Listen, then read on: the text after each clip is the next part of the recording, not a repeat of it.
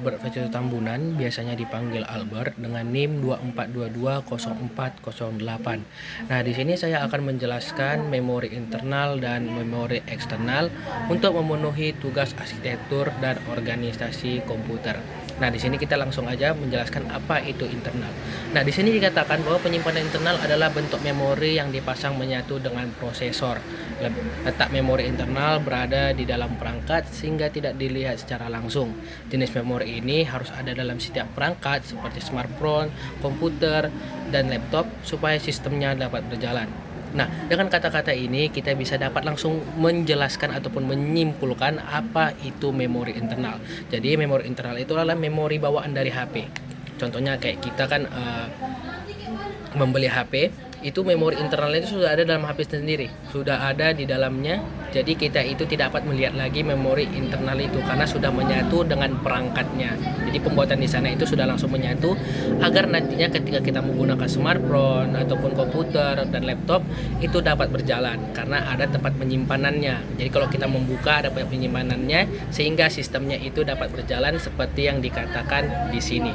Nah, untuk fungsinya sendiri, memori internal itu berfungsi untuk mengingat, ya, kita garis bawahi, untuk mengingat riwayat program atau data yang digunakan selama perangkat beroperasi.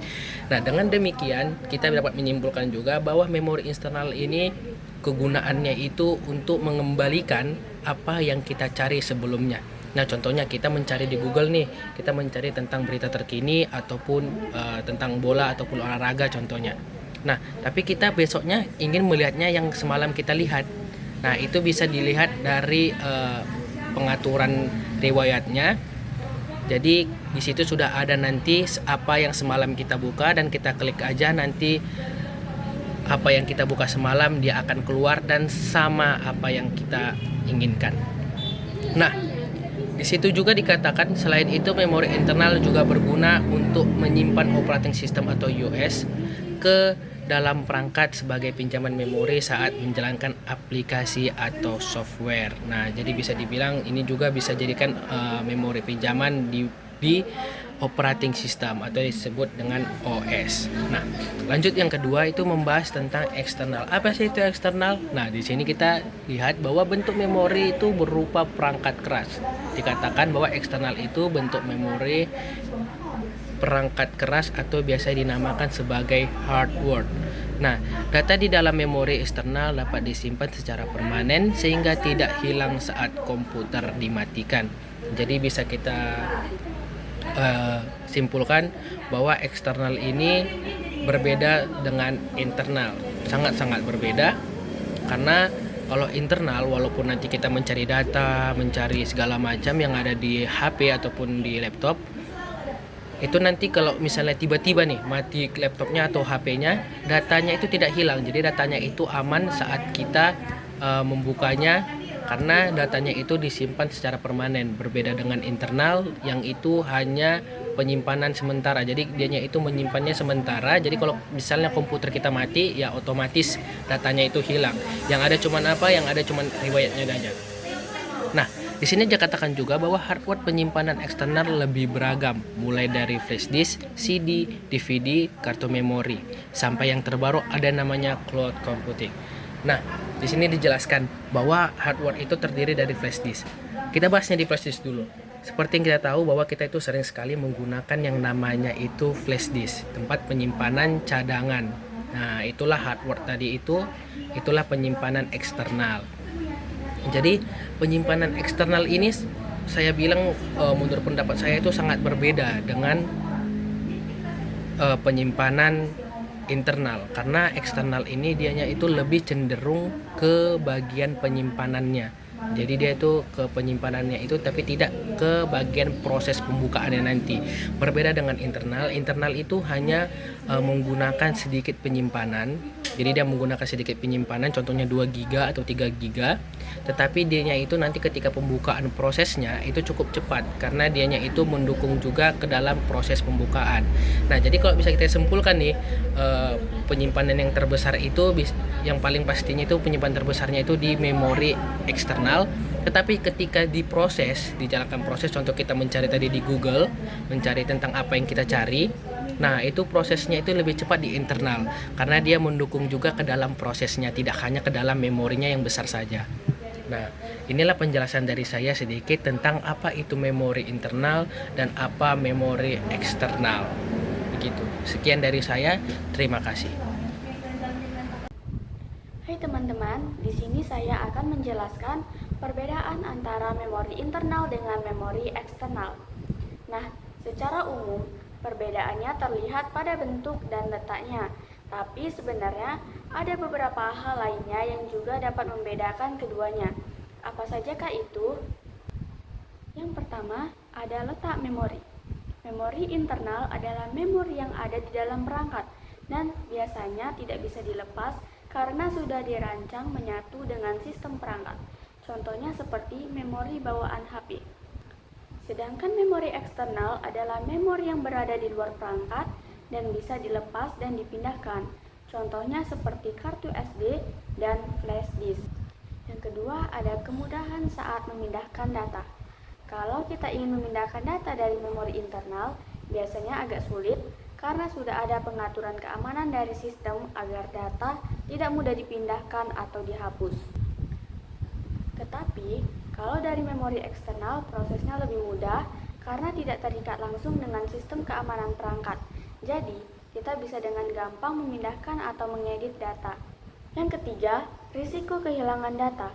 Data yang ada di memori internal lebih mudah hilang karena bisa saja dihapus oleh sistem secara otomatis, misalnya saat ada update atau reset perangkat. Sementara itu, data yang ada di memori eksternal lebih aman karena tidak terikat langsung dengan sistem. Jadi, risiko kehilangannya lebih kecil selama memori eksternalnya tidak rusak. Assalamualaikum warahmatullahi wabarakatuh. Perkenalkan, nama saya Anggun Ardianti Rukmana dari SI2M dengan NIM 2422042. Saya akan menjelaskan penjelasan dari teman saya tentang apa saja penyimpanan internal.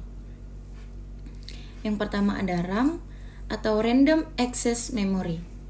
RAM ini adalah memori utama komputer yang menyimpan data, aktivitas, dan software sementara saat digunakan. RAM sangat penting karena tanpa RAM, komputer tidak bisa menjalankan aplikasi. Namun, data di RAM akan hilang saat komputer dimatikan. Nah, yang kedua ada ROM atau Read Only Memory. ROM ini adalah memori permanen yang menyimpan sistem operasi dan firmware berbeda dengan RAM. Data di ROM tidak akan hilang meskipun komputer dimatikan. ROM ini membantu sistem berjalan lebih lancar meski tidak bisa diubah isinya. Yang ketiga ada SSD, Solid State Drive atau penyimpanan data menggunakan rangkaian IC dan memiliki kecepatan lebih tinggi dibandingkan RAM dan ROM. SSD sering digunakan sebagai alternatif ROM dan juga tersedia dalam versi eksternal yang lebih kecil dan mudah dibawa. Sekian dari saya. Itu saja yang bisa saya sampaikan. Wassalamualaikum warahmatullahi wabarakatuh. Assalamualaikum warahmatullahi wabarakatuh. Perkenalkan, nama saya Alfitur Rahmat dengan NIM 2422046. Di sini saya ingin menjelaskan materi tentang apa saja jenis penyimpanan eksternal. Jenis penyimpanan eksternal tidak selalu sama setiap zamannya. Pada zaman dahulu, disket menjadi salah satu memori eksternal populer, tetapi mulai dilupakan saat ini. Mari kenali lebih lanjut jenis-jenis memori eksternal pada komputer. Pertama ada flash disk. Bentuk flash disk memang kecil, tetapi tersedia dalam berbagai macam kapasitas ukuran. Mulai dari 512 MB, 2 GB, hingga yang terbaru yakni 1 TB atau 1000 GB. Oleh karena itu, tidaklah mengherankan jika flash disk menjadi media penyimpanan favorit sampai tahun 2010-an. Namun, flash disk cukup rentan terkena virus sehingga data di dalamnya tidak terbaca dan hilang secara permanen. Yang kedua ada hard disk drive atau HDD. Ada dua jenis HDD, HDD internal dan HDD eksternal. HDD internal dipasang di dalam prosesor sebagai ROM, sedangkan HDD eksternal bisa dibawa kemanapun layaknya flash disk. Kapasitas HDD lebih besar, yaitu 512 GB, 1 TB, 2 TB, dan sebagainya. Kapasitas inilah yang membuat HDD sering digunakan untuk menyimpan dan membackup data berukuran besar. Yang ketiga ada compact disc atau CD. CD berbentuk seperti cakram optik dan terdiri dari beberapa jenis, yaitu CD-ROM, CD-WORM, dan CD-RW. CD-ROM dan CD-WORM hanya bisa digunakan untuk satu kaliber data, tidak seperti CD-RW, yang proses sebarnya dapat dilakukan berulang kali. CD mulai ditinggalkan lantaran proses penggunaannya cukup rumit. Selain itu, tidak semua laptop memiliki fitur CD drive. Assalamualaikum warahmatullahi wabarakatuh. Perkenalkan saya Ayu Widya Pratama dengan NIM 2422041 dari kelas SI2M. Nah, di sini saya ingin menjelaskan lanjutan materi dari teman saya tentang apa saja jenis penyimpanan eksternal. Nah, selain flash disk, hard disk drive, dan CD, penyimpanan eksternal juga terdiri dari yang keempat itu ada DVD. Nah, DVD itu bentuknya mirip banget sama CD, teman-teman, karena bulat dan pipih. Tapi yang bikin beda, DVD punya kapasitas lebih besar dan menyimpan video dengan kualitas tinggi. Nah, makanya nggak heran kalau DVD itu sering banget dipakai buat nyimpen film atau video rekaman. Nah, yang kelima itu ada memori SD. Nah, kalau yang ini pasti teman-teman udah nggak asing ya, karena memori SD sering banget dipakai di smartphone dan kamera. Nah, selain itu memori SD juga bisa dipakai di laptop, komputer, apalagi kalau ada adaptornya. Nah, memori SD juga punya beberapa jenis nih. Ada SD card buat kamera, mini SD, dan micro SD yang biasanya buat smartphone. Nah, yang keenam itu ada disket. Nah, disket ini termasuk media penyimpanan yang jadul banget karena bentuknya kotak, tipis, dan fleksibel. Nah, biasanya disimpan di kotak-kotak akrilik, teman-teman. Nah, dulu sih sering banget dipakai, tapi sekarang udah jarang banget karena kapasitasnya yang kecil, cuma 1,44 MB. Nah, lagi pula komputer sekarang udah gak bisa punya tempat buat baca disket. Nah, yang ketujuh itu ada pita magnetik. Nah, pita magnetik ini juga termasuk penyimpanan lama, teman-teman, karena biasanya dia ada di dalam kaset tape. Nah, buat bacanya juga kita perlu alat khusus yang namanya tape drive. Nah, kapasitasnya lumayan besar, bisa sampai 1,2 terabyte. Tapi sayangnya pita ini gampang rusak, jadi sekarang udah jarang banget dipakai. Nah, itu saja yang bisa saya sampaikan. Apa saja jenis-jenis penyimpanan eksternal, semoga dapat bermanfaat dan bisa dimengerti oleh teman-teman. Terima kasih. Wassalamualaikum warahmatullahi wabarakatuh.